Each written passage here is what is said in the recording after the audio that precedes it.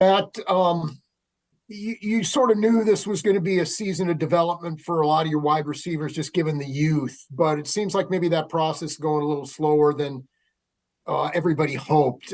Is there reasons for that? Maybe why this group hasn't developed quite as quickly as everybody wanted? And Brad, I'll have a second question as well. Sure. You know what, Adam, I think that, as we go through this process and we go through this year of building this offense and like we've been talking about all year, what guys do well and what their strengths and weaknesses are. We want to be able to, number one, score points, eliminate turnovers, eliminate penalties, as an offense in general. And then, when the plays are there to be made, make the plays. And that's everybody. And the same thing with us as coaches when we have a chance to make good calls and practice and put these guys in good positions. We want to be able to do that. And I think, we've been dealing with a good amount of guys here that are all great players that want to do well and succeed. And when you have a game like we had last night where there might be a little bit of a magnifying glass on whether it's some of the drops or whether it's a specific play that can be a little bit bigger than others, it can definitely, be a big deal. And we understand that, and the players understand that. But in the end, we have a lot of trust in these guys and we believe in them. And I think that's very, very important. And you hear that and you see that from Pat. And it's something that we just continue to stick together and keep working through. And we know it's not going to be easy. But honestly, the biggest thing, Adam, is it goes back to, again, like, let's not beat ourselves with turnovers and penalties in the end and drops. I know that can be a part of it as well, but there's a lot that goes into all of that. So that's a long way to say that, yes, we know we need to be better. When you lose a game, it gets magnified. When you win a game, sometimes it gets deodorized. And I think we need to understand that, hey, we have good things ahead of us, and let's just stay positive and work through these, and we'll be all right. Okay. And I got an MVS question, not just because of the drop last night, just sort of a general lack of production from this season. I remember when he came in, Andy really thought you guys maybe could expand his game, maybe go beyond what he did in Green Bay, and that really hasn't happened. Just why hasn't it worked out for him? What's going on with him?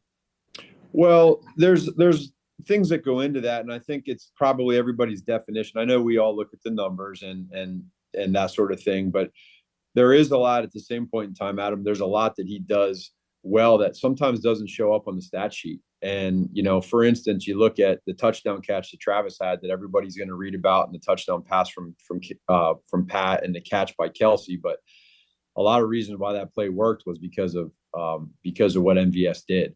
And sometimes that doesn't show up in the stat book. And there's other things that he does and these players do that don't show up, that we have to make sure that they get credit for behind the scenes. And so he does a lot of that, and I think that's a credit to him, and that can be very selfless at times, which we love. And then production-wise and number-wise, yeah, he's not where he was last year, and we do know that we have hopefully a bunch of season left, and we want to be able to continue to keep working through these things as we have, these different wide receivers. And I know similar to last year, but he's had a great attitude this whole time, and we just got to keep staying positive. Let's go next to Sam McDowell. Go ahead, Sam. Hey, Matt. I had a couple things too, Brad. But I wondered if you could you had 3 times where you had receivers behind the defense last night, and obviously the way teams have been playing you this season, that's a bit unusual.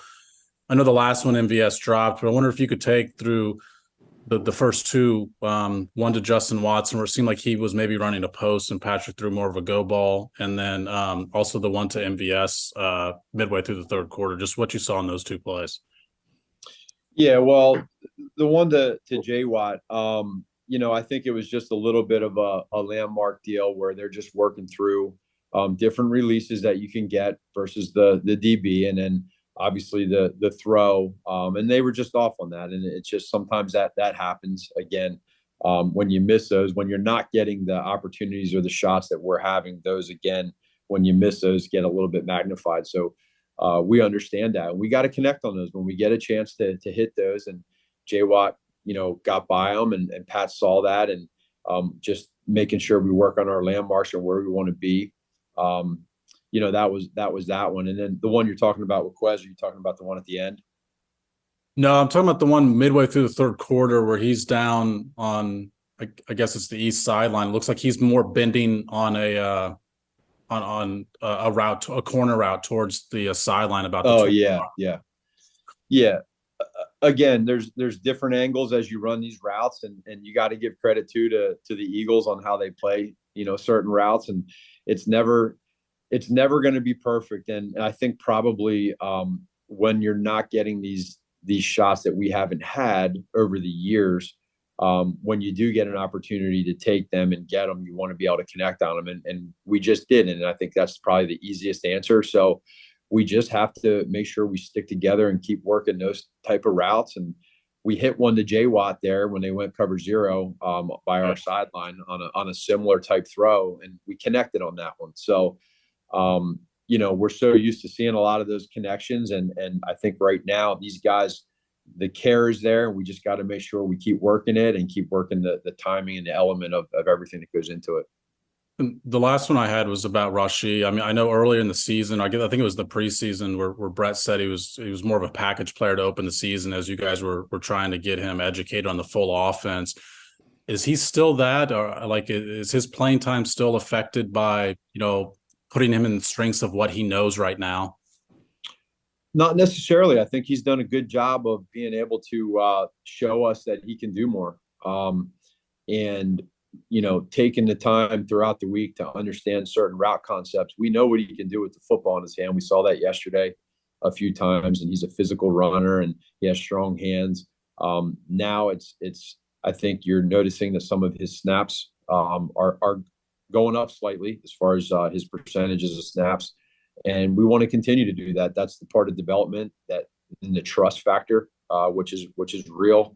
And the more we can get of that, I think the better we will be, because he's a very good football player. And so I think you're right. He is growing, but it'll be in increments, and we like the path he's on right now. Let's go next to Pete Sweeney. Go ahead, Pete. Yeah, kind of a follow-up to Sam on the wide receiver playtime percentages. Watson led last night, and Moore's been kind of up and down. Marquez was a little bit lower than usual. It's just game by game, it seems to be very different. Is that game plan specific, or do you feel like you guys at this stage are still kind of evaluating like who the top receivers in this thing can be, or is it like kind of a mixture of both? I just was curious about. Yeah, it's probably a mixture of both, Pete. It's one where maybe one game, based off of what we think personnel wise we want to do or not do.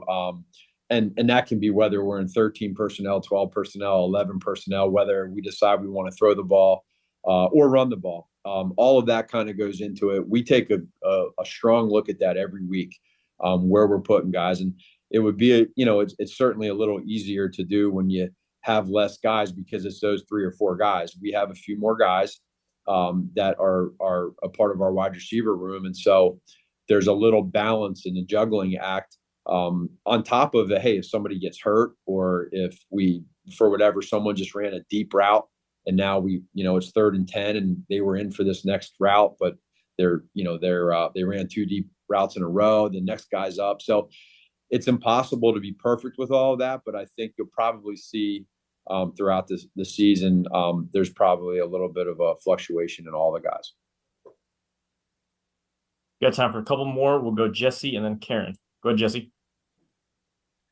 Hey, Matt, both tackles, Juwan and Donovan, struggled at times last night. I just wondered if you can speak individually about both of them, just big picture. What do you see from them now individually, and where do you hope they improve from here on out? Right. Well, it's really, I always start off with, okay, coming in here to a new system, coming in here to learn to play on the offensive line with a couple new guys there on the inside. They've done a great job of kind of understanding how we do things schematically. And now it's just fitting who they are, each guy individually, into the scheme, and then us using their strengths. And unfortunately, there's a couple penalties that we've had in the last several games, and really this year. We talked about it over the bye week that that's something that whether it's holding penalties or false starts, it's the timing of it. And it's unfortunate that we've had some of these happen in the second half. It stalled some drives, and again, I think we're all grown adults. And I think when these guys understand that, hey, how do you handle something like that? Well, yelling and screaming, and these guys know that it's a concern for us. They understand that, and we're talking about that, and they get it. We just have to really lock in and continue to focus on that, and reduce them, so that we don't get into a third and long situation. It's hard to convert third downs, and when you go from 3rd and 7 to 3rd and 12, or 3rd and 2 to 3rd and 7, it makes it more difficult. It stalls drives. So we have to really focus in on that and lock in on that, and they know that, but we got to do it. Well, last Karen. Go ahead, Karen. Two questions. The drop passes, you guys are among the leaders in the league. When you guys say you're working on stuff, is it just, doing more work on pass and catch? Is it after work with Patrick? Is it using a machine? I mean, when you say work, how are you trying to get these guys so it's second nature? Yeah, it's more physical than anything. So these guys, there might be times when we're in the building, just getting through a meeting after a walkthrough, and you look outside and you see guys on the jugs machines, getting extra work in. So that's probably the biggest one. And then it would be in between periods, they go over with the quarterbacks and they run specific routes that are in the game plan. So, generally speaking, we have several routes that a lot of guys have been doing, since OTAs, but then we may have a couple routes that are a little bit more specific to that defense. And so we try to work on the timing of those routes with the time permitted in between periods, and they stay afterwards as well. So I would say definitely it's more physical. The mental side of it is understanding and just looking at the scheme of where you're going to be at, but physically getting those throws from Patrick is where they get that extra work in between periods. And then those guys on their own, you'll see they're outside more so on the jugs when Patrick's not out there. And the Raiders, I think of Max Crosby when I think of their defense. And of course, he loves to harass Patrick. He's known for getting in his face, and the two have lots of conversations on the field, so to speak. What do you see as the Raiders overall as a defense? And is he the guy that, gets that fire going for them? Without a doubt. I mean, this guy, as a defensive player, is one of the better ones that have played in a long time. I mean, he's relentless. He's just ruthless. I mean, he is all over the place all the time.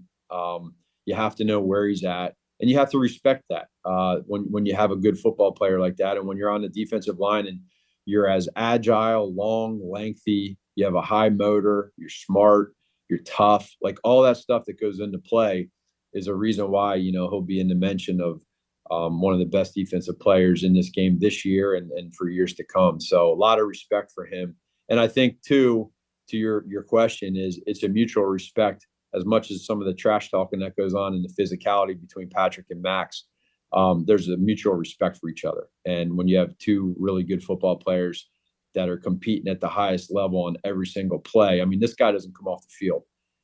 He's on the field every play, and he's going 120 miles an hour on every play. You got to know where he's at. And we have to do our best job of making sure that we don't allow him to make a game-changing play.